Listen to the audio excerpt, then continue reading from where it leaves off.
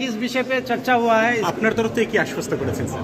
না ও এসছে তো সৌজন্যমূলক সাক্ষাৎকার, এর আগেও কয়েকবারই এসছেন উনি, তো কালকে এসছেন।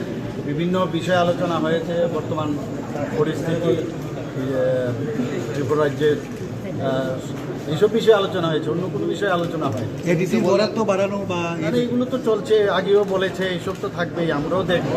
তিনি বলেছেন বেশ কিছু দাবি আপনার কাছে উত্থাপন করেছে, সে বিষয়ে না এইগুলো নিয়ে আলোচনা হয়, প্রায়শ আলোচনা হয়, তো নর্মাল আলোচনা, এইরকম না এক্সট্রা অর্ডিনারি কোনো আলোচনা হয়েছে, তো সেইভাবে কথাবার্তা হয়েছে। এডিসিকে সরাসরি অর্থ প্রদানের কোনো বিষয় আছে না, সেই ধরনের কোনো রকম ডিসিশন আমাদের হয়নি, আর সেটা অনেক উপরের বিষয়, সেটা হলে আপনারা জানবেন, সেই ধরনের কোনো আলোচনা হয়। যে বিষয়ে আলোচনা হয়েছে সেই বিষয় নিয়ে কি চিন্তা ভাবনা করছেন?